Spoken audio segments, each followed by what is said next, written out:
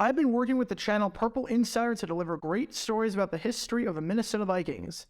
Up first, a video about a speech made by Bud Graham before the 1985 season opener against the San Francisco 49ers that might have saved the team. Click the card in the upper right corner or the link in the description to watch now. And now, on with our feature presentation. A while ago, I made a video about this game right here, which was a 1979 battle in the NFC East between Washington and Dallas. If you want to learn more about the history of that controversial game, you can do so by clicking the card in the upper right corner. However, to make a long story short, with Washington leading the game 31-20 and with no time left on the clock, head coach Jack Pardee decided to do something highly controversial that rubbed a ton of players and fans on the Cowboys the wrong way, as he sent his kicker, Mark Mosley, out to try a 45-yard field goal. Keep in mind, Washington was up by 11 points, and this was the last play of the game. In the eyes of many, including the Cowboys, this was a clear case of a team just running up the score. Instead of just taking a knee and falling to the ground, they wanted to score as much as possible, even when they didn't have to get another playoff. Now, there were actual reasons beyond running up the score for doing this, as the tiebreakers back in 1979 were insanely bizarre, and point differential actually mattered a ton. But what you might not know is that this was not the last time that the Cowboys, as the defending NFC champion that played the Pittsburgh Steelers in the most recent Super Bowl, were involved in an NFC battle that came down to a highly controversial field goal, where allegations of running up the score came into play. Because what you might not know is that during the 1996 season, in front of a national television audience on ABC on Monday Night Football against the Green Bay Packers, this time, it was the Cowboys on the opposite side of things. Instead of being the accuser in the situation when it came to running up the score, they were the accused. Because let's just say that after this game against Green Bay, players on the Packers were absolutely livid. Not because they lost, but because of how they lost, following a field goal that could be interpreted by some as a classic case of running up the score, even if the Cowboys might not see it that way. Because this is the story behind what might just be, in the over 60-year history of the Dallas Cowboys franchise, the most controversial field goal that they ever attempted. Before I talk about the actual incident in question, we need some context to understand how this game was going, and who the kicker in question was that was about to attempt this field goal that caused this game to erupt into nothing short of absolute chaos. It's November 18th, 1996. It's Week 12 of the NFL season, and we've got an incredible game on paper on Monday Night Football between the Green Bay Packers and the defending Super Bowl champion, the Dallas Cowboys, down in the heart of Texas at Texas Stadium. This game meant a ton for both of these teams, as we were heading into the home stretch of the season. For the Packers, they were having an amazing season, sitting at 8-2 atop the NFC Central, and boasting what was hands down the best point differential in the NFL at plus 144. However, if they lost this game, then they would fall into a three-way tie with Washington and San Francisco at 8-3 for the number one seed in the conference. Win this game, and you've got a one-game lead on first. Lose this game, and you're now in a dogfight just to avoid the bye week. As for Dallas, they were not having the best of seasons, as they were just 6-4. Lose this game, and with 5 to go, you're in danger of missing the playoffs, as you would join the Minnesota Vikings at 6-5 for that final wildcard spot, with two other teams just one game back of that, and you've got a minimal shot at winning the division. Win this game, though, and you give yourself some breathing room when it comes to making the playoffs, and you increase your chances tremendously of winning the NFC East for the 5th straight season.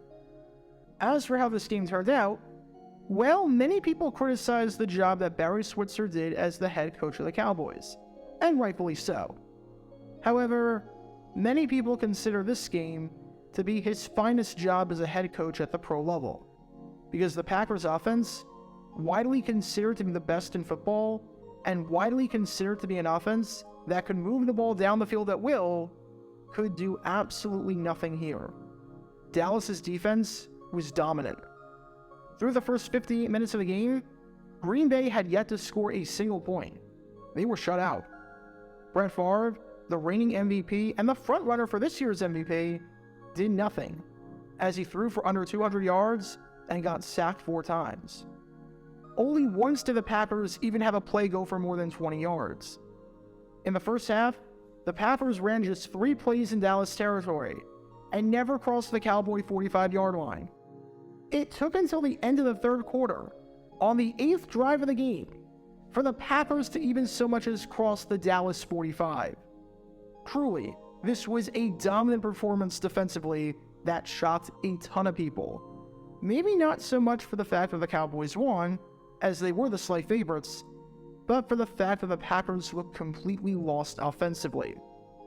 However, by the end of this game, that was not the main story. Rather, the main story had to do with this man right here, number 18, Chris Boniol.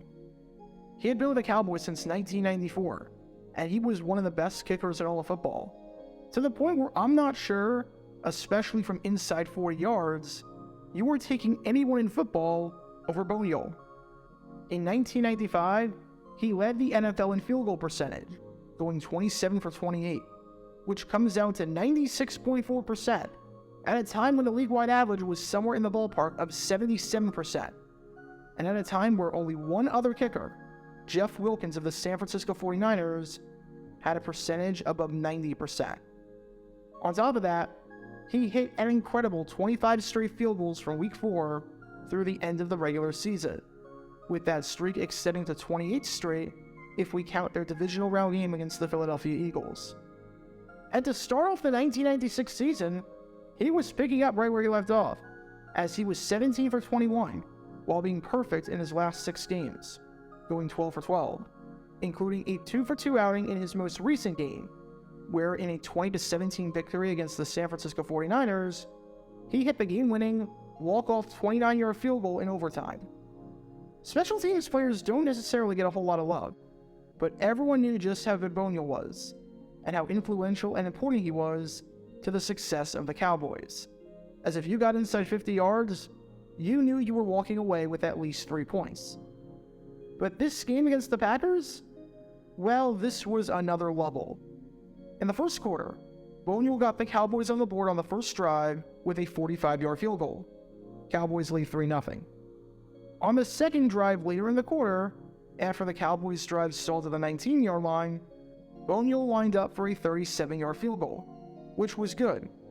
Cowboys lead 6-0.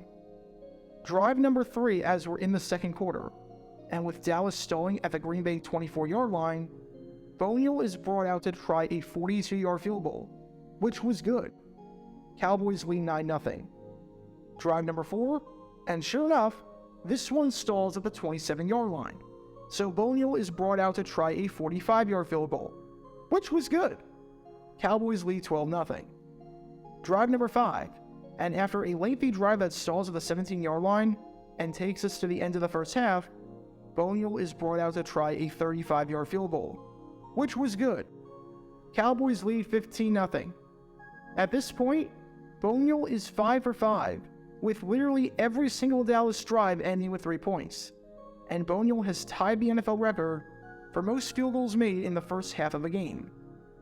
Fast forward to the fourth quarter, and with Dallas stalling at the 22-yard line and faced with 4th and 1, they decide to try and make it a 3-possession game, and once again, send Boniol out there to try a 39-yard field goal, which would set the Cowboys' record for most main field goals in a game. That one is good. Cowboys lead 18-0. And before going any further, we need to flash back to 2 prior games in NFL history. This game took place 3 decades before, as this was a 1967 battle between the St. Louis Cardinals and the Pittsburgh Steelers. What's notable about this game? Well, the Cardinals won 28-14, but the 28 points were not scored the way that you might think they were. Rather, they were scored on 1 touchdown and 7 field goals by Jim Backett, who went 7 for 9 on the day. This was the NFL record for most made field goals in one game. The record hadn't been broken by this point, but it was tied in this game right here in 1989 between the Minnesota Vikings and the Los Angeles Rams. This game was notable for two reasons. Number one, this game featured the first overtime safety in NFL history, as the Vikings won 23-21 on a walk-off safety. You can learn more about that by clicking the card in the upper right corner.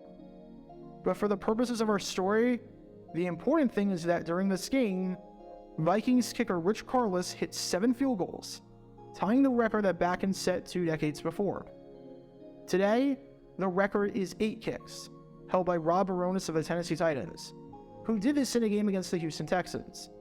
But at the time of this Monday Night Football game, it was 7, which was a 2-way tie between Jim Bakken in 1967 and Rich Karlis in 1989. At this point in the game, the Cowboys were up 18-6. The Packers were out of timeouts, and there were about 20 seconds left. Dallas had the ball in great field position, following some runs by Sherman Williams after recovering an onside kick. This one was over. There was nothing that Green Bay could do to stop the clock. So you would think that head coach Barry Switzer would tell Troy Aikman to take the snap and fall to the ground, and let's get out of here with the hard-fought win. Well, not quite. Because Switzer knew full well that the record was 7, and he wanted to give Boniol his well-deserved chance to get into the record books. The game was won by this point. The only possible way that Green Bay could win was if they blocked this field goal, returned it for a touchdown, then got the onside kick, then threw up a Hail Mary and caught that. The odds of that exact sequence of events happening, and it had to be that exact sequence because otherwise they wouldn't have enough time, were about as slim as the odds of the Oakland A's this season after their horrible start, somehow finishing with a better regular season record than the 2001 Seattle Mariners. So Switzer decided to call a timeout and let Boniol line up for the 28-yard field goal, which, sure enough, he drilled. 7 for 7, tied for the NFL record. What was an 18-6 game turned out to be a 21-6 final, as Boniol was in the record books alongside Bakken and Karlis, and he did this in front of a national television audience to boot. And surprisingly, despite the controversial nature of the kick, seeing as the game was over and it could be seen as running up the score, the Packers were surprisingly okay about this. They understood the historical significance of the kick. They were upset that they lost, but happy for Boniol. And I'm just kidding, a massive fight broke out. Yeah, as you might be able to expect, the Packers didn't exactly take this quite well. Instead of just taking a knee with the game over, the Cowboys said, "We want more points. Let's call a timeout and make this game go on even longer." And the Packers did not take kindly to that at all, with Reggie White seething mad and jawing at Michael Irvin, and with the benches clearing. Because after the game, instead of the talk being about how great the Cowboys played defensively over the first 58 minutes, the talk was about what happened in the final minute, when the Cowboys, in the eyes of some, especially in Green Bay, were just trying to rub it in and run up the score. Said safety Leroy Butler, "The game was already won. It was like beating a dead horse. How many times can you beat it? It just showed a lack of respect and no class, I think. That's fine. We'll remember that. We don't like them, and they don't like us, which is fine. I think that's the reason why they did it. Just to rub it in our face. Like a little kid. Nah. It was a joke. Even the referees were complaining. Aw, I can't believe this." Head coach Mike Holmgren said on the field goal, "That's his decision. It got a little unruly there at the end. I don't like to see that. Nobody does." However, understandably, while the Packers were seething, the Cowboys were apologizing to absolutely no one for doing this. Owner Jerry Jones said that this was a good decision. Said head coach Barry Switzer, "I wouldn't deny my own son, your son, or anyone else a chance to tie the record. There are very few moments to set an NFL record. We always get in a situation to let Emmitt Smith set an NFL record, Troy Aikman a passing record, or Michael Irvin a catching record. Someone has to make a decision, and I made the decision. He sure deserved it. Cowboys cornerback Kevin Smith echoed those thoughts, saying that if the roles were reversed, they would have done the exact same thing. Said Smith, "If Reggie White needed a sack for the record, I'm sure he'd be on his toes trying to sack our quarterback. If they don't understand that, to hell with them." Little did he know that 5 years later, Brett Favre would be in on the act of trying to get someone the sack record. And shockingly enough, the always quiet, super reserved Deion Sanders actually had something to say about this. As he said on this, "It was a great decision. I back it 100%. How many chances in the world does anyone have to set a record? How many?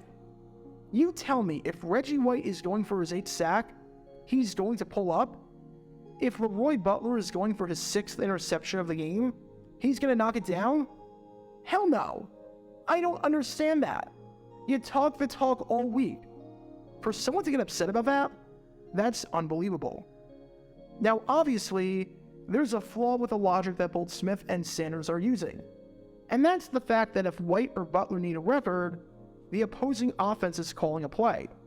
The game isn't over to the point where you can just let the clock run out.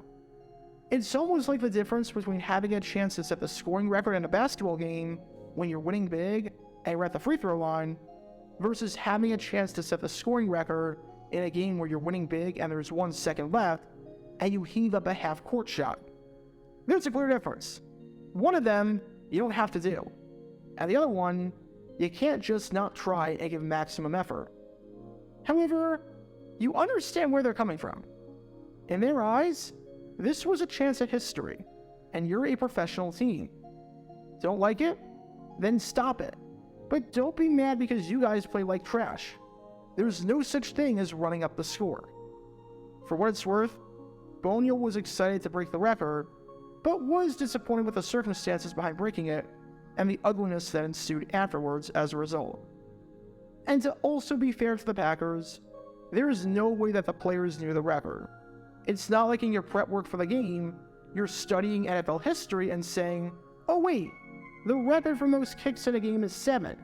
It's not common knowledge. So if they knew that ahead of time, maybe things in the reaction would be different. However, the Packers had the last laugh, seeing as this game was the last time they lost all season, as they would go on to finish 13-3 and win Super Bowl 31 to capture their first world championship in nearly 3 decades. But this controversy raises the obvious question. Would a coach do something like this today? How many coaches would do what Switzer did and put the success of the individual ahead of the success of the team? Seeing as that's what this boils down to at the end of the day. Because at least on this day in 1996, when it came to wanting to get Chris Boniol the NFL record for most made field goals in a game, Barry Switzer decided to throw Boniol a bone. Get your official Jaguar Gear 9 merchandise by going to jj9shop.com, and be sure to like and subscribe, as it really helps the channel out a lot. Join me every Wednesday night where we'll play NFL Trivia for cash prizes at 9 p.m. Eastern over on Twitch. To learn more about the history of college football, subscribe to Jaguar Gator 8. To learn more about the history of Major League Baseball, subscribe to Jaguar Gator 7.